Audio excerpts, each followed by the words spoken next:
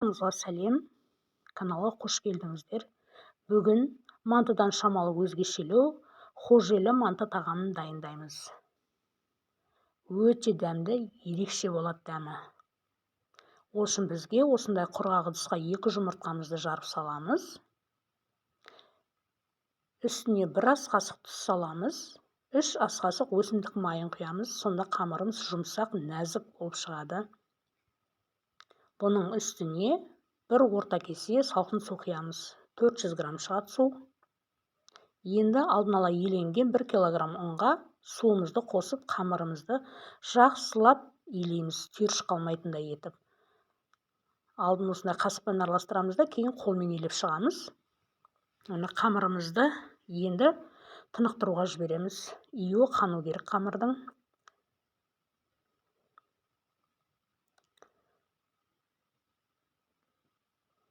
Мына фаршым дайын. Енді пиязымды осылай майдалап 4 бұрышты етіп тураймыз.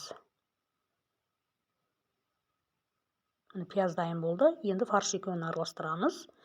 Дәміне қарай тұз саламыз.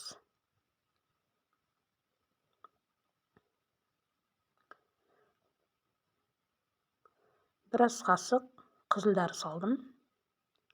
Қара бұрыш болса, қара бұрыш салыңыздар. Енді жақсылап араластырамыз. Фаршымыз дайын болды.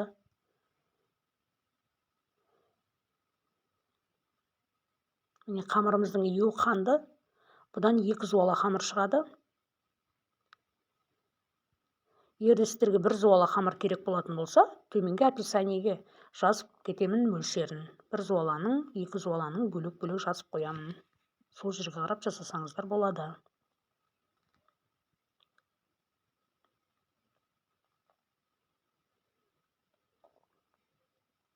Осылай дөңгелекте формаға келтіріп аламыз қамырымызды.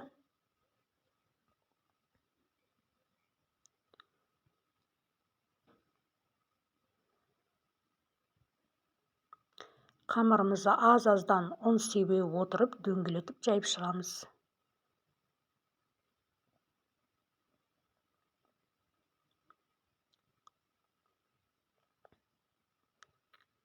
Сіздердің іштеріңізді пыстырмасы үшін қамырдың бірден дайын болған жерін көрсеттім.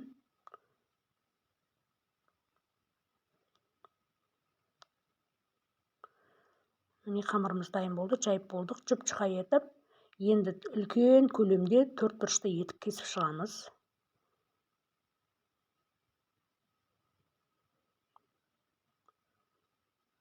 Қамырдың көлемі қолмен өлшегенде 1 қарды. Осылай бір келге етіп кесіп шығамыз.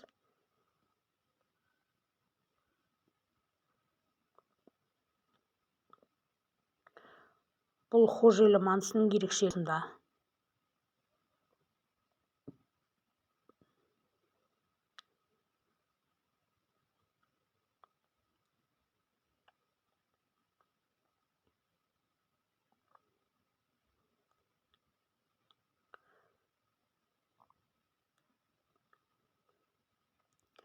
Енді жайып кесілген қамырлардың үстіне 1-1 қасықтан фарш салып шығамыз. Осылай жайып аламыз.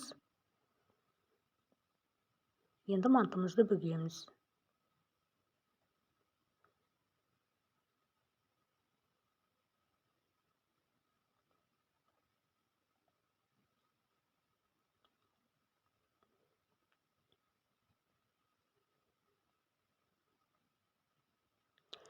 Мантының табақшасын осылай өсімдік маймен майлап аламыз.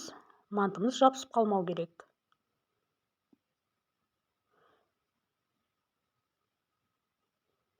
Енді мантыны орналастырамын. Арасына май жаға отырып.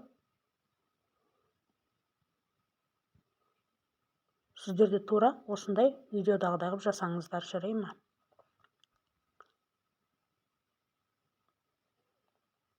Мантымызды қайнап тұрған суға отқа қоямыз. 45 минут пісіріп аламыз.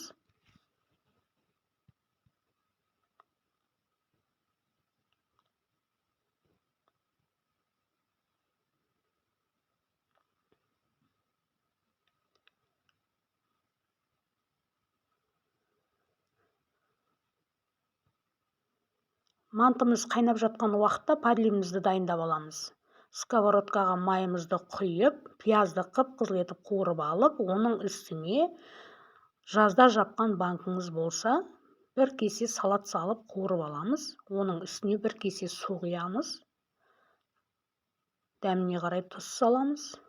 Сонымен подливіміз дайын болады. 15 минут қайнатып аламыз жай отта.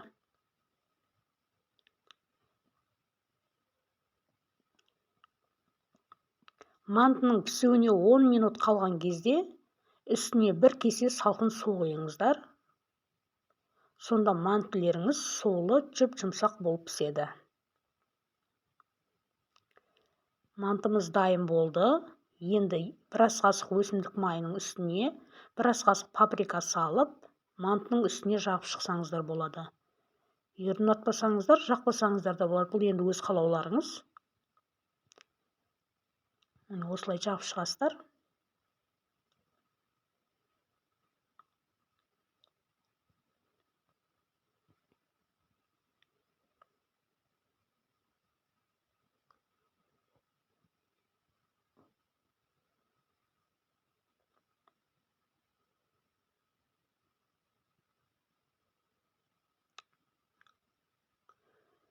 Енді ортасына дайын болған подливімізді саламыз.